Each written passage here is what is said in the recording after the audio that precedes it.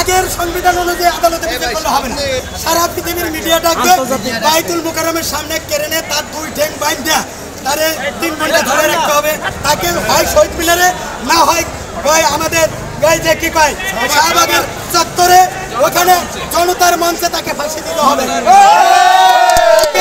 ফাঁসি দেওয়ার পরে মিশরের ফেরাউনের লাশ যেমন মমি করিয়া রাখা হয়েছিল, প্রত্যেকটা আওয়ামী লীগের মন্ত্রী এমপিদের লাশ মমি করিয়া প্রত্যেকটা ওভার ব্রিজে ঝুলাই রাখতে হবে।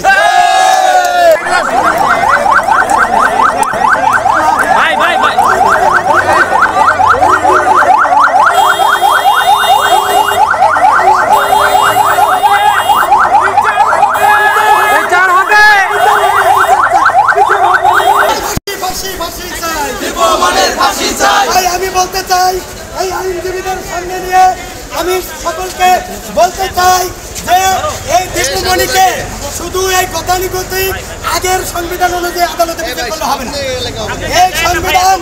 এই আগের সংবিধান অনুযায়ী বিচার হবে না, এখন বিচার হবে সারা পৃথিবীর মিডিয়া ডাকবে বাইতুল মুকাররমের সামনে কেড়ে তার দুই ঠ্যাং বাইন্ধা তারে 3 ঘন্টা ধরে রাখতে হবে। নাম্বার 1।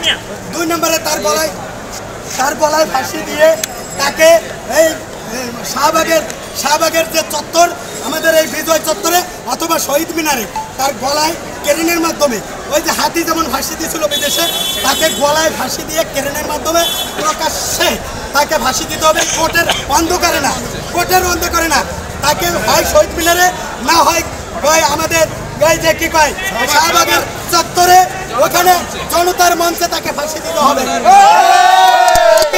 ফাঁসি দেওয়ার পরে মিশরের ফেরাউনের লাশ যেমন মমি করিয়া রাখা হয়েছিল, প্রত্যেকটা আওয়ামী লীগের মন্ত্রী এমপিদের লাশ মমি করিয়া প্রত্যেকটা ওভার ব্রিজে ঝুলাই রাখতে হবে।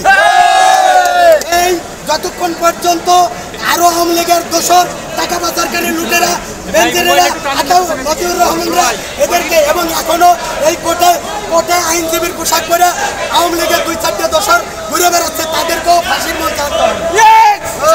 ডিম দেখতে পাচ্ছি, ডিম কেন? সে বাবারে মারে বলে ওরা বাবারে মারে, আমি বলতেছি বিডিআর হত্যা আমি করছি, আমি হেফাজতের হত্যা করছি, আমি শিক্ষা খাতে সমকামিতা চালু করছি, ওই শিক্ষা খাতকে মেধাশূন্য করেছে। ভাই ওর যদি দোষ বলি, কিয়ামত পর্যন্ত রাতের পরে দিন হবে, মাসের পরে বছর, বছরের পরে যুগ, কিয়ামত পর্যন্ত আওয়ামী লীগের দোষ বলে শেষ হবে। এই জন্য আমরা আওয়ামী লীগ মুক্ত বাংলাদেশ এবং ডক্টর আমাদের মোহাম্মদ ইউনূস স্যারের নেতৃত্বে এখন কোনো নির্বাচনের কথা আমাদের নাই, মাথায় নাই। নির্বাচন করে আগে পরিবেশ তৈরি করি। সত্য, বস্তুনিষ্ঠ ও নিরপেক্ষ দৈনিক জনবাণী।